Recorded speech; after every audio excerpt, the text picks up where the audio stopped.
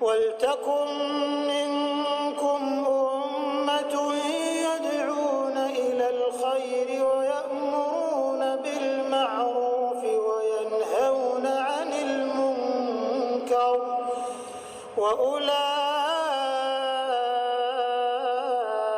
هم المفلحون. Baiklah, kita akan bahas tentang dimulai Ramadan ini dengan motivasi. Setiap tiba Ramadan, saudaraku seiman, Rasulullah SAW selalu bersabda, dan setiap momen sebelum Ramadan selalu hadis yang serupa. Beliau mengatakan, hai manusia, telah sampai kepada kalian bulan Ramadan di depan mata sekarang. Seperti kita ini tinggal tunggu hari, insya Allah. Bulan yang penuh dengan berkah dan rahmah. Yang dimaksud dengan penuh dengan berkah adalah segala sesuatunya akan cukup, bahkan melebihi kebutuhan. Seperti kasus misalnya makanan dan minuman. Di bulan Ramadan itu kita tahu walaupun kita sahurnya sedikit, mungkin buka puasanya sedikit, cukup-cukup saja. Bahkan kadang-kadang subhanallah kita sudah makan beberapa butir atau beberapa kue kecil saja, itu sudah terasa kenyang. Begitu pula dengan minuman, kita cukup dengan minum 2-3 gelas sudah terasa dahaga kita yang 8 jam hilang semuanya. Waktu juga sangat panjang kita merasakan, dari pagi rasanya lama sampai menjelang buka puasa. Tentu bukan untuk berlihai-lihai, tapi itu adalah karunia dan berkah dari Allah agar kita betul-betul memaksimalkan waktu. Karena agama Islam adalah agama motorik dan bukan agama vakum. Agama yang tidak mengenal kata-kata kalah, tidak mengenal kata-kata putus asa, tidak mengenal kata-kata tidak bisa, tidak mengenal kata-kata terlambat. Semua dalam kamus itu bagi seorang muslim tidak ada lagi di kamus benaknya atau di otaknya. Karena kita tahu dalam peperangan jihad misalnya, kita tidak pernah mengenal kata-kata kalah. Kalau kita semua terbunuh berarti kita menang mati syahid, walaupun musuh menganggap dirinya menang. Atau kita menang melawan mereka. Islam menyuruh kita kalau di tangan kita ada bibit dan besok kiamat disuruh tancapin. Walaupun besok kiamat, tidak ada kata putus asa. Seseorang pernah diceritakan Nabi SAW membunuh 99 jiwa, lalu dia datang kepada seorang abid dan dia mengatakan, bisa nggak saya tobat orang abid ini? Abid ini artinya orang yang suka ibadah tapi nggak punya ilmu. Lalu dia bilang, nggak mungkin kau diterima tobatmu, sudah bunuh 99 jiwa. Lalu dibunuhlah orang ini sehingga genap 100. Lalu kemudian datang orang yang dia datangi seorang yang alim lalu bertanya, apakah saya masih bisa diampuni dosa saya sementara saya sudah bunuh 100 orang? Kata dia, rahmatnya Allah luas. Maka dia pun bertobat dan masuk ke dalam surga. Agama Islam agama yang mulia. Kita berbuat dosa sekian puluh tahun pun selama kita masih hidup masih bisa dimaafkan oleh Sang Pencipta Allah. Agama yang tidak pernah mengenal putus asa. Semuanya kebaikan-kebaikan. Semua yang diperintahkan baik semuanya. Disuruh berbakti sama orang tua, jujur, amanah, tanggung jawab, dermawan, ramah, santun, segala macam. Dan dilarang semua yang buruk-buruk, kasar, mencuri, mengambil haknya orang lain, apalah segala macam dilarang.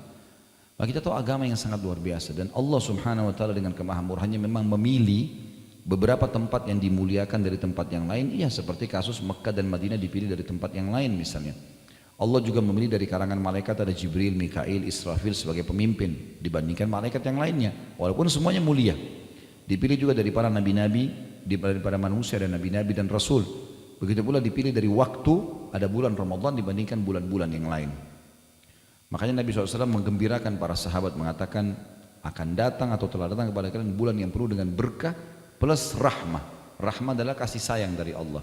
Karunia Allah akan berikan kita memenuhi segala kebutuhan. Bahkan jarang sekali, mungkin tidak ada kita dengar di bulan Ramadan ada orang kelaparan atau ada orang kehausan. Karena memang banyak orang yang berbagi, orang yang bersedekah gitu kan. Dan rahmatnya Allah yang sangat luas di bulan Ramadan kita di training secara massal untuk menjadi orang baik. Bulan Ramadan mayoritas muslimin puasa di siang hari, malam harinya mereka tarawih. Mereka masuk masjid berlomba-lomba baca Quran. Orang semua sedang berbuat baik. Kalau bulan Ramadan tidak bisa mengubah dengan rahmatnya Allah kita menjadi baik, kira-kira kapan kita akan menjadi baik? Lalu kata Nabi SAW, pada bulan itu Allah melihat persaingan kalian. Tunjukkanlah yang terbaik dari kalian. Bulan itu Allah tutup semua pintu neraka, Allah buka semua pintu surga, Allah ikat semua setan-setan yang jahat. Apa yang dimaksud dengan dibuka pintu surga dan ditutup pintu neraka? Sementara kita kalaupun dibuka sekarang pintu surga kita nggak bisa masuk ke dalamnya. belum meninggal. Itu pun nanti harus melalui proses akhirat baru masuk ke sana. Begitu dengan ditutupnya neraka atau dibukanya sekarang, kita tidak tahu akan apa fungsi. Hadis mengatakan yang dimaksud pendaftaran, dibuka pendaftaran untuk masuk ke dalam surga.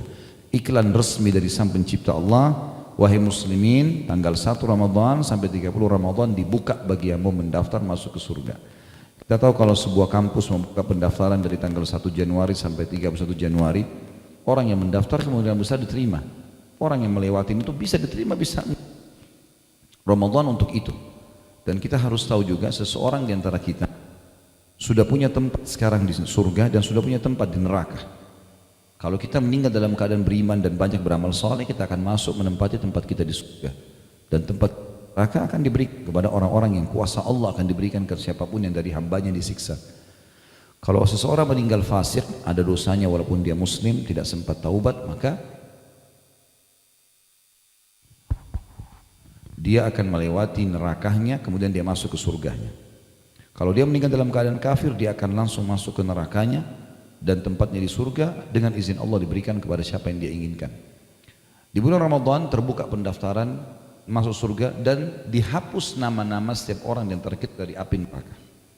Nabi SAW mengatakan, sesungguhnya di setiap tiba Allah memiliki penghapusan nama hamba-hambanya dari api neraka. Dan itu terjadi pada setiap malam dari malam. Juga dalam hadis yang lain, kalau tiba Ramadan maka Allah menurunkan malaikat, kemudian malaikat itu menyeru mengatakan, hai pelaku kebaikan, bersegeralah meninggikan derajatmu di surga, karena surga sedang dibuka pintunya. Kalau kita biasa di level A, pindah ke level yang lain lebih tinggi. Dan hai pelaku keburukan, berhentilah dan bertaubatlah karena pintu neraka sedang ditutup. Jadi seperti orang kalau buat kriminal nggak masuk penjara. Tentu bukan kita mudah-mudahkan supaya buat kriminal, tidak. Artinya saatnya dia bertaubat kembali ke jalan Allah Subhanahu wa taala. Dan syaitan-syaitan belenggu, musuh kita yang biasa menyesatkan kita dari jalan Allah, belenggu namanya. Di belenggu ini leher, tangan dan kaki diikat. Kalau kita sedang lomba lari, kemudian ada syaitan, ada musuh kita yang sedang bersama dengan kita berlomba lari, lalu dia dibelenggu, kita tetap akan menang. Jalan santai pun kita akan menang.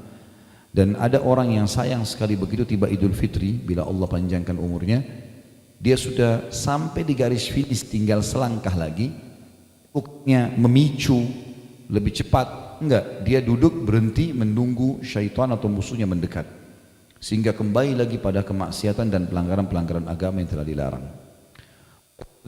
Kalian, Ramadan harus betul-betul dijadikan momen perbaikan jiwa, menjadi lebih baik dari sebelumnya. Dan ada di buku kita ini, kiat-kiat menghidupkan bulan Ramadan, ada dua bahasan. Bahasan yang pertama berhubungan dengan 10 jenis amal soleh yang sangat ditekankan. Kemudian juga ada tuntunan praktis puasa Nabi Muhammad SAW. Sebagaimana kalau Bapak Ibu lihat daftar isinya ada itu ya. Setelah muqaddimah ada amal-amal saleh bulan Ramadan 10 poin. Kemudian ada yang sebelahnya tuntunan praktis puasa Nabi SAW, dari definisi puasa, hukum-hukum puasa, keutamaan puasa dan seterusnya, sampai hukum-hukum puasa bagi wanita. Ini saya harapkan setengah buku dari judul tuntunan praktis ini Bapak Ibu baca sendiri di rumah. Saya tinggal fokus ke 10 amal yang diperintahkan oleh Nabi SAW. Yang pertama teman-teman sekalian,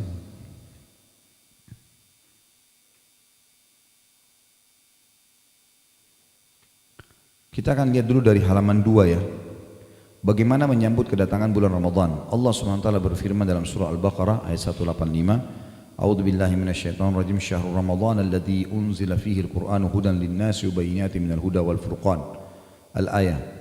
Beberapa hari yang ditentukan itu ialah bulan Ramadan, bulan di dalamnya diturunkan permulaan pertama sekali turun Al-Quran sebagai petunjuk bagi manusia dan penjelasan-penjelasan mengenai petunjuk itu serta pembeda antara hak yang batil dan yang batil. Saudaraku yang mulia, kata penulis, Allah Ta'ala mengistimewakan bulan Ramadan dari bulan-bulan lainnya dengan berbagai keistimewaan dan keutamaan. Di antaranya bau mulut orang yang berpuasa lebih harum di sisi Allah daripada aroma kasturi. Nanti kita baca hadis ini ya.